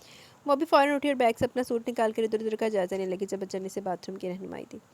باتھ روم جا کر اسے حقیقی طور پر پریشانی کا سامنا کرنا پڑا۔ اب تک جن باتھ رومز میں جاتی رہی تھی وہ بہت ہی عام سے تھے، نہ تو اس میں شاور تھے اور نہ ہی ان میں کسی قسم کی ٹوٹیاں تھیں جیسے اس باتھ روم میں تھی۔ ان باتھ روم میں ایک ٹب پڑا ہوا تھا جس میں ایک مگ رکھا گیا تھا، جبکہ یہاں ایک تو شاور فکس تھا، دوسری اور بہت سی گھٹیا بات یہ تھی کہ شاور کے ساتھ لیور لگایا گیا تھا جسے دائیں بائیں اوپر نیچے کر کے پانی کی مقدار کو بہت زیادہ اور گرم ٹھنڈا کرنے کا حساب رکھا جاتا ہے۔ ایک عجیب ہی قسم کا نل اس شاور کے ساتھ لگایا گیا تھا جس کی شکل سے کسی وقت آئس ایج اینیمیٹڈ سیریز کی سکریٹ جیسی لگی۔ اس نل کا مقصد اسے سمجھ نہ آ سکا، وہ نہ ہی اس نے سمجھنے کا تردد کیا۔ شاور کے اس لیور کو کنٹرول کرنا وہ کسی حد تک سمجھ چکی تھی، یہ وجہ تھی کہ اس نے خوب دل لگا کر میل مٹی سے چھٹکارا حاصل کیا۔ جانے کتنے عرصے بعد آج وہ ٹھیک سے نہا پائی تھی کہ پہلے تو جب بھی وہ اپنے کپڑے پکڑے باتھ روم میں جاتی تو باہر سے آوازیں دی جاتی تھی کہ بہت کام باقی ہے، سو جلدی سے باہر آ کر درشن کروائے جائیں۔ نہا کر اپنے دوپٹے سے بال خشک کرتی جب باہر آئی تو کمرے کی حالت پہلے سے کافی بہتر تھی، مگر اس وقت کمرہ خالی تھا، سو اس نے ایک صوفے پر بیٹھ کر برس پڑے کاؤچ پر اپنا دوپٹہ پھیلایا اور انگلیوں سے بال سلجھانے لگی۔ بال سلجھاتے ہوئے عادت کے مطابق وہ اطراف کا جائزہ بھی لے رہی تھی۔ کمرہ بہت بڑا تو نہ تھا لیکن اتنا چھوٹا بھی نہیں تھا۔ پورے کمرے میں اسکن کلر کا پینٹ کیا گیا تھا جبکہ چھت کا رنگ گلابی تھا۔ دروازے سے داخل ہوتے سامنے دو بیڈ نظر آتے تھے جن کی ترتیب بہت مہارت سے سیٹ کی گئی تھی۔ دونوں بیڈز کے درمیان ایک چھوٹے چھوٹے ریکس والی الماری بنائی گئی تھی اور دونوں بیڈز کی پچھلی دیوار پر ایک سپرنگ لیمپ تھا۔ اس کا فائدہ یہ تھا کہ بیڈ پر بیٹھ کر بھی مطالعہ کیا جا سکتا تھا۔ دائیں طرف والے بیڈ کی دائیں طرف ایک کھڑکی تھی جس پر اس وقت ہلکے اسکن کلر کے پردے پڑے ہوئے تھے۔ کھڑکی کے ساتھ ایک الماری بنائی گئی تھی۔ بائیں طرف والے بیڈ کی بائیں طرف والی دیوار کے ساتھ ایک اسٹڈی ٹیبل بنایا گیا تھا۔ اسی دیوار پر دو شیلف بنائے گئے تھے، ہر شیلف پر کچھ کتابیں رکھی ہوئی تھیں۔ ان کے نیچے ایک کیلنڈر لگایا گیا تھا جبکہ ارد گرد والی دیوار پر कुछ फ्रेम शुदा तस्वीर लगाई गई थी। कमरे के बिल्कुल दरमियान में एक चकोर कालीन बिछा हुआ था, जिस पर 2 काउच पड़े थे, जिनमें से एक पर से इसने अपना दुपट्टा फैला और एक गोल मगर छोटा सा सोफ़ा पड़ा था जिस पर वो इस वक्त बराजमान थी। एक कोने में बाथरूम था जहाँ से वो अभी आई थी, जबकि एक दीवार वो थी जिस पर एक आदमी के कद जितना शीशा लगा था और शीशे के इर्द गिर्द कुछ स्टिकी नोट्स चिपका थे। छत पर बिल्कुल दरमियान में एक छोटा सा फानूस लगा था जिस वक्त रोशन था। सुनहरी शुआएं इस फानूस पर लगी छोटी छोटी तितलियों से निकलती छत को बहुत प्यारा तासुर दे रही थी। वो पूरे कमरे का जायजा ले रही थी जब इसे दरवाजे के बाहर से शोर सुनाई दिया। इसने जल्दी से दुपट्टा सर पर लिया, शोर की तरफ ध्यान दिया। आ गई ये पलटन। कम अज़ कम भी 2 घंटे तो बोरियत में वो लोग गुजार ही चुके थे, मगर वो बंदर था कि आकर नहीं दे रहा था। अगर इन्हें इससे काम ना होता तब तक इसकी पुश्तों को भी भाड़ में भेज चुके होते। मगर अब एक मसला ये भी था कि इसकी पुश्तें बिला शुबा इनकी अपनी भी पुश्तें थी, सो ऐसा करना सरासर गुस्ताखी के ज़ुमरे में आता था। ओए होए। वो ज़रा यूनिवर्सिटी का एक ग्राउंड था जहाँ वो दोनों इस वक्त मौजूद थे। आसपास से आते जाते लोग इनकी हालत से हंस उठाते क्योंकि इनमें से एक ही हालत ख़राब लगती थी जबकि दूसरा खा जाने के मूड में दिखता था। मैं बस दम देने वाला हूँ, इससे कह आजा मेरी शक्ल देख जा। इसने हारे हुए अंदाज में बेंच की पुश से कमर टकाते हुए सामने इधर से उधर चक्कर काटने वाले से कहा, ओ बकवास ना कर, मैंने इधर से रख के मारनी है। एक मेरा दिमाग नहीं काम करा, ऊपर से औरतों वाली दहाइयाँ शुरू तेरी। वो गुस्से से बोला और इसके साथ बेंच पर आकर टिक गया। नहीं तू कहना क्या चाह रहा है? बच्ची ने मुझे छोड़ा और दिमाग तेरा काम नहीं करा। ये लंगूर जैसा मुँह संभाल के बात किया कर। वो जैसे एकदम में उछला। मैं हर किस्म का मजाक बर्दाश्त कर सकता हूँ मगर ये लंगूर वाला मजाक नहीं। हाय दिल गया मेरा। इसने एक बार फिर से दहाई दी तो दूसरे ने नागवारी से देखा। क्या है अब, रो भी ना क्या? वो चिढ़कर बोला। ओए होए, नहीं तो पाला वैन, इन्हीं हरकतों की वजह से इसने तुझे छोड़ा होगा, लिखवा ले मुझसे। हाँ बस अब मुझे लड़की बोलते, तेरा नाम ही नहीं तो खुद ही पत्थर है। मैं जा रहा हूँ, अब अगर मेरे पीछे है तो मैं मार लूँगा खुद को। ओए होए, खुद को मारना ने। वो भी उठकर इसके पीछे चल पड़ा, जानता था कि पीछे आने का साफ इशारा दिया गया था। वो दोनों आगे पीछे चलते हुए जा रहे थे जब इन्हें इसकी शक्ल नजर आई जिसके इंतजार में पीछे यहाँ जरील हो रहे थे। वो भागता हुआ इन्हीं की तरफ आ रहा था। दोनों ने एक दूसरे की तरफ देखते हुए हाँ में सर हिलाया और दोबारा इसकी तरफ देखा। वो भी इनके करीब पहुँच चुका था। कसम ले लें भाई, क्लास में था। बूढ़ी हुई रंगत के साथ वजाहत देने लगा और बस इसकी वजाहत की देर थी। दोनों ने इसे पकड़कर घास पर गिरा लिया। लात और घूंसों से जिस हद तक पीट सकते थे पीटते रहे। मुखालिफ की हड्डी भी ढीठ थी कि मार भी खा रहा था मगर क्लास में था, सर नहीं आने दे रहे थे कि रट नहीं छोड़ रहा था। ओए होए, हब्बल भाई मेरा क्या कसूर है? मैंने नहीं ब्रेकअप करवाया आपका। ओ तेरी खैर। इसकी इस लाइन ने धावा बोलते एक लड़के के हाथ रोक दिए। वो अब गुस्से से इसे देख रहा था। थोड़ी देर में दूसरे लड़के को भी कुछ अजीब सा एहसास हुआ तो वो भी हाथ रोके इसे देखने लगा। मार खाने वाले ने हैरत से दोनों को देखा। तूने मेरा ब्रेकअप नहीं करवाया? मार से पहले हाथ उठाने वाला बोला। नहीं। मार खाने वाले ने कंधे उचकाया तो वो दोनों फिर से इस पर पल पड़े। बेगैरत आदमी, तूने ब्रेकअप नहीं करवाया? तो तुझे इल्हाम हुआ कि कोई लड़की भी थी कभी? वो हद दर्जा दुखी था जबकि मार खाने वाला अब सख्ते में था कि जल्दी में मुँह से क्या बात निकाली थी। अब सारी ज़िंदगी इस बात का ताना दिया जाने वाला था। भाई के साथ दगा कमीने, आज तो इसके साथ कर रहा है, कल मेरी भी तड़वाएगा। दूसरा लड़का भी इसे पूरी तरह झंझोड़ रहा था। ओए होए, वो खुद मिली थी मुझे, बातों बातों में जिक्र छिड़ गया। बस मैंने बता दिया कि ये तो मेरा बहनोई है, आखिर मुझे अपनी बहन की खुशियाँ भी अजीज़ हैं। वो फिर से डट गया। दोनों ने एकदम इसे छोड़ा, खामोशी से खड़े हो गए। ये बात तो वो बिल्कुल भूल चुके थे इस वक्त। मैं चाहता तो जाकर नमल को भी बता सकता था मगर देख लें, मैंने नमल को तो क्या सजावल भैया को भी नहीं बताया। इसने अब सजावल का नाम लेकर इन्हें डराया। पहली बार इन्हें खुद से नजर चुराता देखकर इसका सर तना था। दिल में हंसी फूट रही थी मगर चेहरा संजीदा था। अब बस अब कुछ खिला दो इसका, मुझे दुख नहीं है। इसे कल मैंने शॉपिंग कराई थी और आज ही वो मुझे छोड़ गई। मेरे खून पसीने से जमा किए गए पैसे थे सब, यानी हद है। हबल दुखी से होकर बेंच पर बैठा तो जबल भी रिलैक्स हुआ। चले फिर आप लोग कैंटीन की तरफ, मैं आता हूँ, ज़रा वो लड़के से अपनी किट ले आऊँ। कुमैल ने एक लड़के की तरफ इशारा करके कहा और इस तरफ भाग गया। वो हाथ नहीं आने वाला था सो वो लोग खुद ही पेट पूजा करने चल पड़े। तो जितना रिलैक्स है, मुझे गुस्सा आ रहा है तुझ पर। यही बात वो चची आज सिर्फ नमल के सामने बोल गया ना तो तू जानता है कि जहरा भी तो फ़ौरन से पहले तुझे लटका देना। चलो वो भी ना हो तब भी आज हुआ ब्रेकअप, रोले जा थोड़ा यार। जबल ने कहा तो वो कहका लगा कर हंस दिया। पहली बात वो कहेगा नहीं किसी के सामने भी। दूसरी बात तुझे अपना असूल नहीं याद? वो इसके कंधे पर अपना बाजू फैलाते हुए बोला तो जबल भी हंस दिया। पिंडी नहीं तो लाहौर से एक मोहब्बत होर से। ओए होए। दोनों ने ऊंची आवाज़ में एक साथ नारा लगाया। इर्द गिर्द जाते लड़कों और लड़कियों के ग्रुप्स मुड़कर इन्हें देखने लगे तो वो सीधे होते अपनी राह को चल दी और बात की मुस्कुराहट अभी भी एक जैसे दिखने वाले इन मासूम शैतानों के होंठों पर विराजमान थी। इबादत बाजी बात तो सुन लो। वो बच्ची कब से अपनी तरफ मतवजा करना चाहती मगर इसका ध्यान जाने किस तरफ था। बाजी अम्मा जान निकाल देगी अगर देर हुई तो। बच्ची ने अब इसका कंधा हिलाया। हाँ क्या हुआ? वो यूँ चौंकी से जाने कितनी दूर से लौटी हो। ओहो भारत बाजी, मुझे इस कपड़े से नलकी मिला कर दो, फिर ना गवाच जाना। मेरी अम्मा पहले डांग लेके बैठी होगी दरवाजे पे। बच्ची उकताई भी लग रही थी। भारत ने भी इसे زیادہ انتظار کروانا مناسب نہ سمجھا، اس سے کپڑا پکڑ کے کمرے کی جانب چلے کہ بچی کی مطلوبہ نلکی لا کر اس نے بچی کو پکڑائی۔ بچی بھی جلدی میں تھی، بس پکڑ کر بھاگنے گئی۔ بھارت نے پیچھے سے آواز لگائی، پیسے تو دیتی جاؤ فاخرہ، میں نے سبزی منگوانی ہے ابھی۔ اس کی آواز تک میں تھکاوٹ تھی۔ باجی 6 روپے میں سبزی کب آتی ہے، اور کبھی تو مفت میں بھی دے دیا کرو۔ بچی کتائی بھی مڑی تھی۔ ذرا پٹاخوں نہ بنا کرو، مجھے بھی مفت میں نہیں آتی، پیسے لگتے ہیں میرے بھی۔ اس کے سنہری ماتھے پر سلوٹیں پڑی تھی۔ میں تمہاری جگہ ہوتی نا باجی تو کبھی بھی پیسے نہ مانگتی۔ بچی نے 2 سکے اس کی ہتھیلی پر رکھے اور بھاگ کر دروازہ پار کر کے، جبکہ وہ گمسم سی اپنی ہتھیلی پر رکھے ان گول گول سکوں کو دیکھنے لگی۔ اللہ نہ کرے فاخرہ کہ تم کبھی بھی میری جگہ پر ہو۔ آنسو اس کی سنہری گال سے پھسلتا دوپٹے کی تہہ میں گم ہوا تھا۔ چلو جی، وہ اپنا دوپٹہ درست کر رہی تھی جب 3 لڑکیاں شور مچاتی اندر داخل ہوئی۔ میں تو ساول بھائی کو کہنے والی ہوں اپنی مصیبت اپنے گھر لے جا کر ہماری جان آسان کرتے۔ فجر مسلسل ہاتھ میں جاتی بولتی بھی ان کو اپنے ارادے بتا رہی تھی، جبکہ باقی دونوں اشتیاق سے سامنے کھڑی کالے دوپٹے کے حالے میں روح افزا سی لڑکی کو دیکھ رہی تھی۔ اسے دیکھ کر ان دونوں کے ذہن میں یہی ایک لفظ آیا۔ ان کو اپنی طرف متوجہ نہ پا کر فجر بھی اس کی طرف دیکھنے لگی، جبکہ سامنے موجود وہ روح افزا سی لڑکی مزید سرخ ہوئی تھی۔ ہاں مگر چہرے پر ایک مسکان آ ٹھہری تھی۔ سب سے پہلے منال آگے بڑھی، اسے گلے لگایا، پھر فجر اور نمل نے بھی آ کے قدم بڑھائے۔ ویلکم ہوم بیبی، نمل نے اس کے گال پر چٹکی بھرتے ہوئے کہا۔ کہاں تھی آپ اتنے عرصے سے؟ آپ کے وہ جڑواں شیطان، اف ناک میں دم کر رکھا ہے انہوں نے۔ فجر لبی کلسی بیٹھی تھی۔ منال اور نمل ہنس دی۔ کیڑے جڑواں شیطان ہوتے کتوں آ گئے؟ آپو میں شیطانوں کی چیلی ہوں۔ منال کی بات ابھی منہ میں تھی جب فجر نے لقمہ دیا۔ منال نے برا منہ بنائے بغیر گردن رگڑائی۔ جی ویسے تو میرا نام منال ہے، مگر سب مجھے پیار سے ریڈ تھیٹا کہتے ہیں۔ اس نے پیار پر زور دیتے ہوئے بتایا۔ اچھا بس بولتی ہوئی اقوام، بیٹھ جاؤ سکون سے، کھانے میں تو ابھی بہت وقت ہے، اس لیے فی الحال یہ سینڈوچز بنا لائی ہوں بیٹا، اور نمل ذرا کنٹرول میں رہنا۔ اوئے ہوئے، نمل میں لگا کھان پین کی ضرورت تو زیادہ شوقین ہے۔ وہ اسے اپنا تعارف کروا دی جب آمنہ بیگم ٹرے اٹھائی چلی اور اس کے سامنے ٹیبل رکھ کر اس پر ٹرے رکھی، ساتھ ہی نمل کو نصیحت کرتی باہر کو جلدی۔ ان کی اس نصیحت پر فجر اور منال کا کہکا بلند ہوا، جبکہ نمل منہ بنائے ان کو دیکھنے لگی۔ یہ کھاتی بہت ہے یار، اس لیے چچی سے کنٹرول کرنے کا کہہ گئی ہے۔ فجر کہہ کر روکتی اسے بتانے لگی۔ اس کی اس بات پر غنوہ نے بڑی مشکل اپنی مسکراہٹ ضبط کی۔ اوئے ہوئے، خود کا بھی بتانا تھا نا ساتھ میں۔ نمل جل کر بولی تو فجر کی ہنسی کو بریک لگا، البتہ منال نے ایک اور کہکا لگایا۔ ان کے درمیان بیٹھے سے چند ہی منٹ ہوئے تھے، مگر لگ رہا تھا وہ ہمیشہ یہیں رہی تھی۔ مسکراہٹ نے اس کی آنکھوں تک کو روشن کیا ہوتا۔ نمل جو فجر کی حالت انجوائے کر رہی تھی، اب اس کی طرف متوجہ ہوئی۔ بھئی آپ نے تعارف نہیں کروایا اپنا؟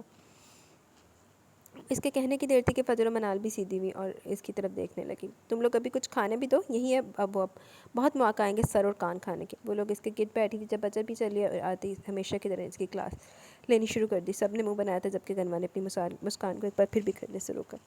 کبھی کوئلے منہ سے نکال کر بھی بات کر کے دیکھے گا، اچھا محسوس کرے گی۔ فجر جو پہلے اجر سے ناراض تھی اب مزید منہ کے زاویے بگاڑنے لگی۔ اس کی اس بات پر اجر مسکرایا، اس کے طرف آ کر اس کا کان مروڑا۔ تم بندی بن جاؤ سمجھی؟ یا اللہ کیا گناہ کر دیا میں نے جو ایسی بہن دے دی، اوپر سے اسے بڑی بہن بنا دی۔ کان تو چھوڑ دے میرا۔ فجر چلائی تو اس نے اس کا کان چھوڑ دیا۔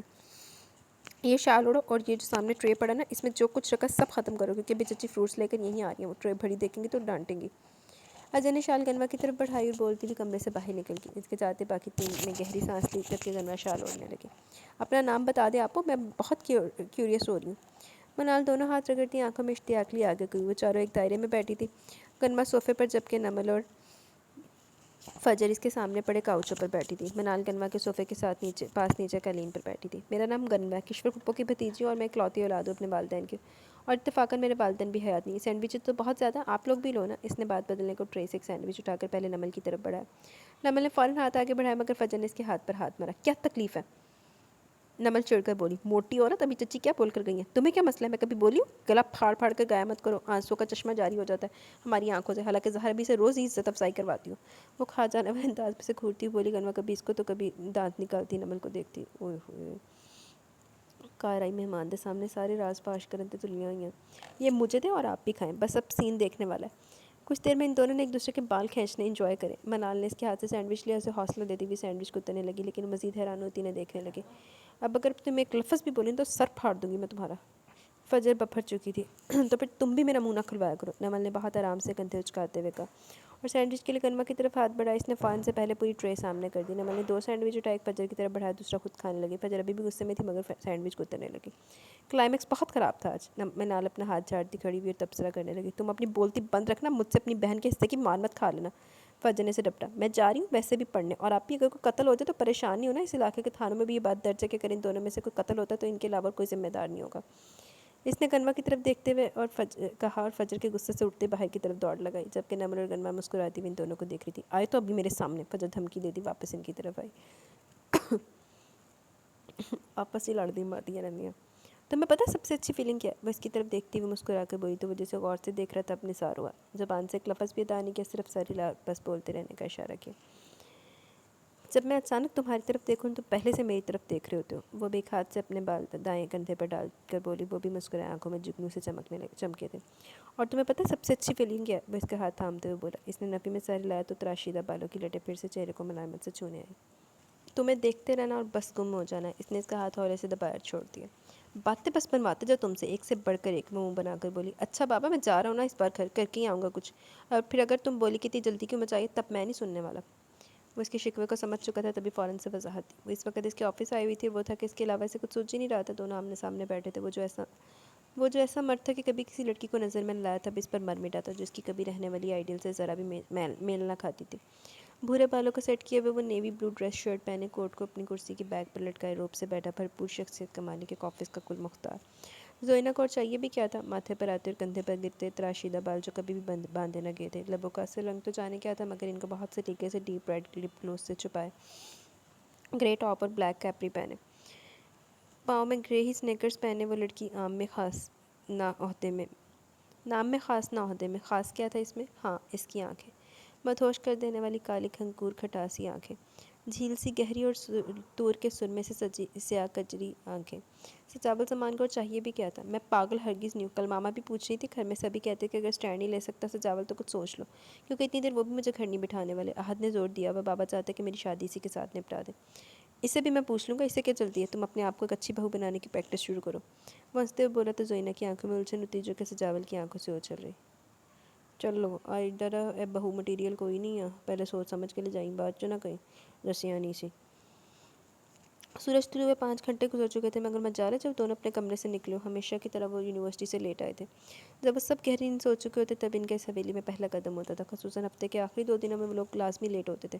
حالانکہ ان دنوں میں یونیورسٹی آف ہوتی تھی، مگر ان کا گھر سے باہر آنا لازم تھا. اشارے سے باقی لوگ تو تنگ سے تو تھے، مگر زہرا بی کے صبر کا پیمانہ لبریز ہو جایا کرتا تھا.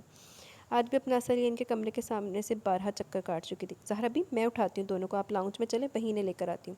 کشور بیگم بھی آخر تنگ آ کر اس طرف چلی آئی تھی. اوئے ہوئے نہیں، آج سونے دے پتر، انہیں جتنا دل چاہے نیند پوری کر لے، ہم بھی دیکھیں بھائی کتنا سو سکتے ہیں آخر یہ. اور تو نے بھی تو شہزادے پیدا کیے نا، تو آرام کرنے دے. زہرا بی نے خاصی اونچی آواز رکھتے ہوئے کہا. کشور جانتی تھی کہ آج تو وہ دونوں کو وہ بھی نہیں بچا سکتی تھی. اتنی گندی اولاد میں بچا گیا بھی نہیں جانتا. اچھا آپ آئیں، دوپہر کا کھانا تو بن رہا ہے، شام کے لیے بتا دے کیا بنائیں. کشور نے ان کا ہاتھ تھاما اور انہیں کمرے کے سامنے سے ہٹانا چاہا تاکہ بعد میں آ کر ان بھنگیوں کو جگائیں تو زہرا بی کی گیس سے کچھ وقت کے لیے بچا جا سکے. وہ زہرا بی کے لیے لاؤنج میں آئی تھی، جہاں کو سب کوئی نہ کوئی کام کرنے میں مصروف تھے. زہرا بی اپنے تخت پر آ کر بیٹھی تو کشور بیگم نے اشارے سے رانی کو پانی لانے کا کہا. وہ فوراً پانی لینے چلی گئی. سچاول کو کوئی خبر ہے یا مجھے جانا پڑے گا اس دفعہ بھی؟ ان کی توپوں کا رخ اب قدسیہ بیگم کی طرف تھا. قدسیہ بیگم جو بادام پیس رہی تھی، اس اچانک گولہ باری پر اچھلی پڑی. وہاں بیٹھی سب لڑکیوں نے اپنی مسکراہٹ ضبط کی. جی کہہ تو رہا تھا اسی ماہ میں چکر لگائے گا. منمنائی. یہ جو تیرا پتر ہے نا، اسی کی وجہ سے تجھے میرے سامنے شرمندگی ہوتی ہے، ورنہ تو کبھی نہیں یہ بلیوں والی میاؤں نکلتی تیری. شیرنیوں جیسی دھاڑ ہے تیری، میں سب جانتی ہوں. وہ تجھے فون کرے گا تو پتر آنے کا بھی بتائے گا نا. ہاتھ سے نکالا ویسے تم دونوں میاں بیوی نے. ان کی اس بات سے وہاں بیٹھے سب لوگ اتفاق کرتے تھے. اور کمیل نے راستہ دیکھنا گھر کا، یا اسے بھی میں ہی سیدھا کروں؟ زہرا بھی اب آمنہ بیگم کی طرف دیکھتے ہوئے کرچی. آمنہ بیگم تو بالکل چپ سر جھکا کھڑی تھی، کیونکہ ان کی طرف بھی 2 بیٹیوں کے علاوہ ایک ہی اولاد بچتی تھی جو ان کے ہاتھ سے نکلی ہوئی تھی. اسی ایک کی وجہ سے انہیں ہمیشہ شرمندگی اٹھانی پڑتی تھی. میں بس سب کہہ دیتی ہوں، سدھار لو اپنی اولادوں کو، ورنہ یہ جو آخری عمر میں ہوں نا، اس کا بھی لحاظ نہیں کروں گی. زہرا بی نے گلاس رانی کی طرف بڑھایا اور اٹھ کھڑی ہوئی. لڑکیاں خسر پسر کرنے لگی تو اپنا عصا اٹھا کر اجر کے کندھے کو ٹوکا دیا. میں تجھے بھی بتا رہی ہوں کہ سدھر جا. باقیوں نے تو یہیں کھپ جانا ہے، مگر تو نے جانا ہے اگلے گھر، اور میں اسی سال تجھے فارغ کروں گی. یہ بات بھی اپنے ذہن میں بٹھا لے. اب اسے کلستہ چھوڑ کر اپنا عصا کا سہارا لیتی وہ آگے بڑھ گئی، جبکہ پیچھے ان کی پوتی اپنا کندھا سے لائی تھی. یہ آج کے دن کا پہلا سین تھا جو تم نے ملاحظہ کیا. اب آگے آگے دیکھو ہوتا ہے کیا. فجر پاس بیٹھی گنوا کی طرف جھک کر بولی. یہاں اور کتنے لوگ رہتے ہیں؟ اس بیچاری کو تو یہ بھی نہیں معلوم. نمل بھی ان کی طرف مڑی. لوگ نہیں، نمونے کو. فجر نے تصحیح کی. اسے ہم بھی نمونے لگ رہے ہوں گے، اس لیے سرانجام سے بیٹا. نمل نے اس کے کندھے پر تھپکی دی. تم اتنا کم کیوں بولتی ہو یار؟ فجر بولی. اب ایک دم سے کیا بولے بیچاری، ابھی تو اسے تجسس ہو رہا ہے کہ ان نورانی چہروں کا جن کو بھی زہرا بی نے اتنی تعریفیں کی ہیں. نمل شرارت سے بولی تو سب پاس بیٹھی اجر، فجر اور منال دبی دبی سی ہنسی تھی، جبکہ گنوا صرف مسکرا کر رہ گئی. نورانی شکر والے بوتھے آن صحیح بات. اور جب تم لوگ بھی کام کاج کرو، اس سے پہلے کہ زہرا بھی تم لوگوں کے بھی چہرے میں نورانی کر دیں. آمنہ بیگم جو پاس ان کی خسر پسر سن رہی تھی اچانک سے بولی. ایک تو چچی آپ کے کان بہت تیز ہے سچی. فجر ناک چڑھاتے ہوئے بولی، اور تمہاری زبان؟ آمنہ بیگم نے اس کا کان کھینچا۔ نمل اٹھو اور کمیل کو کال کرو، میں اس کا دماغ سیٹ کر رہی ہوں۔ نمل فوراً سے اندر کی طرف بڑھی، جبکہ باقی سب بھی اپنے کام کرنے کو منتشر ہو گئی۔ کنوا پہلے تو بیٹھی رہی، پھر کسی خیال کے تحت وہ بھی کچن کی طرف چل پڑی۔ عادت ہی بنا لی ہے اس شہر کے لوگوں نے، انداز بدل لینا، آواز بدل لینا، دنیا کی محبت میں اتوار بدل لینا، موسم جو نیا آئے رفتار بدل لینا، اغیار وہی رکھنا، احباب بدل لینا۔ عادت ہی بنا لی ہے اس شہر کے لوگوں نے۔ بہت دیر سے مشین لگا کر بیٹھی ہوئی تھی، آج اس سے کچھ پڑھا بھی نہیں جا سکا تھا۔ کام سے دھیان ہٹتا تو ادھر ادھر بکھر کے کپڑوں کی قطروں میں الجھ کے رہ جاتا۔ زندگی کیا رہ گئی تھی اس کی؟ محنت اور مشقت سے بھی پرے کی سختائی، پہاڑ کی طرح اپنی جگہ پر جمی ہوئی مشکلیں۔ اماں تھی تو رونق تھی، ابا تو تھے ہی ہر وقت ہنسنے ہنسانے والے۔ ہاں، بھائی نے جب سے قدم گھر سے نکالے تب سے بس وہ اس گھر سے ہمیشہ کے لیے ودا ہو گیا تھا۔ اماں جو ہر وقت میرا پتر ایسا کر ہی نہیں سکتا کا وید کرتی تھی، ان کا مان ایک دم سے ٹوٹا۔ ابا جو ان کی جانی اپنے شرمیل اور سمجھدار پتر میں تھی، ان کا دم ہی گھٹ کر رہ گیا۔ اور عبارت جس کی ڈھالی اس کا دلارا بھائی تھا، اس کا تو حال ہی بے حال تھا۔ وہ اپنے حواسوں میں آ سکی نہ ہی ابا کو دوبارہ ویسا کھلا سانس آ سکا تھا۔ اماں نے تو خیر اپنے مان اور فخر کے ساتھ ہی دم توڑا تھا۔ میں نے کتنی بار بولا دروازہ کھلا نہ چھوڑا کر، مگر یہ باز نہیں آتی۔ دروازہ کھلنے بند ہونے کے ساتھ ہی سے ابا کی آواز سنائی دی۔ سوچو کہ تسلسل کو ایک دم ٹوٹا تھا۔ جلدی سے چارپائی سے اٹھی اور دوپٹہ ٹھیک کر کے کمرے سے باہر کی جانب بھاگی۔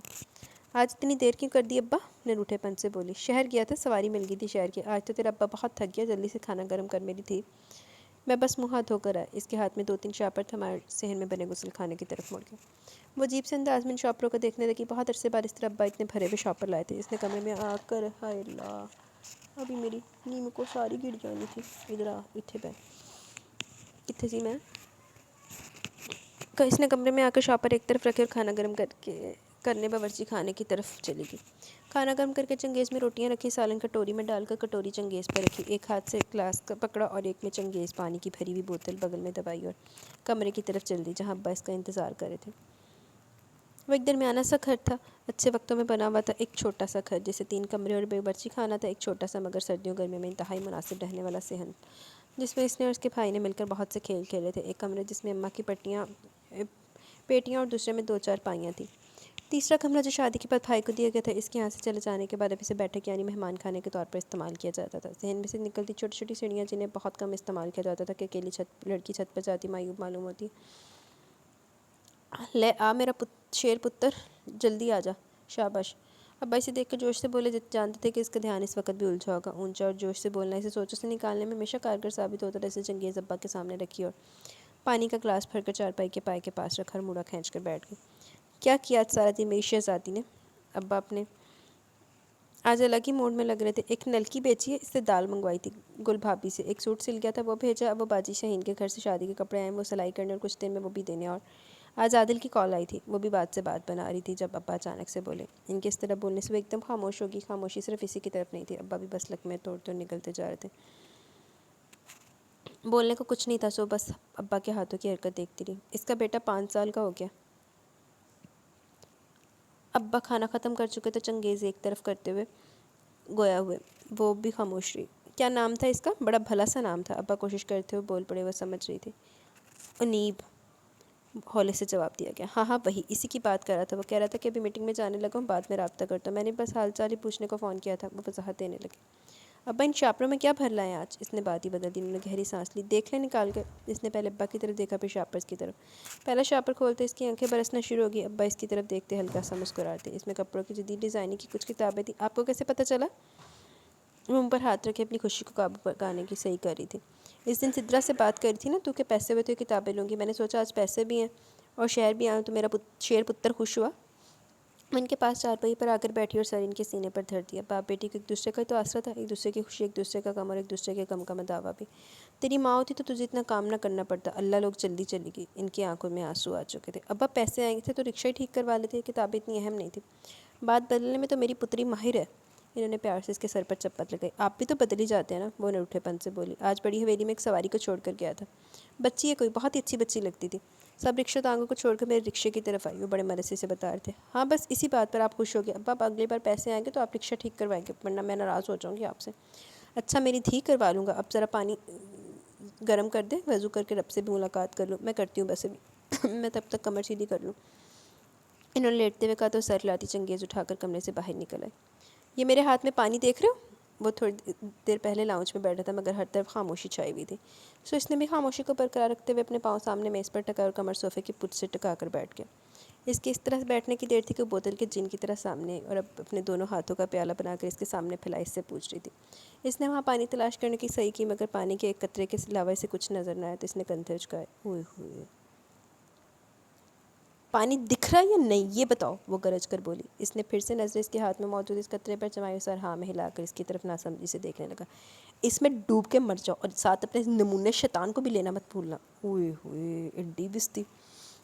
فجر اب پورے جوش سے کڑکتی ہوئی آواز میں بولی تو وہ جو بہت آرام سے صوفے میں اس پر دراستہ ہڑبڑا کر سیدھا ہوا. ہوا کیا والا فضول سوال تو کرنا ہی مت مجھ سے تم. اور کیا ٹائم ہوا والا ڈرامہ بھی بہت پرانا ہو چکا ہے، سب کچھ نیا پلیز.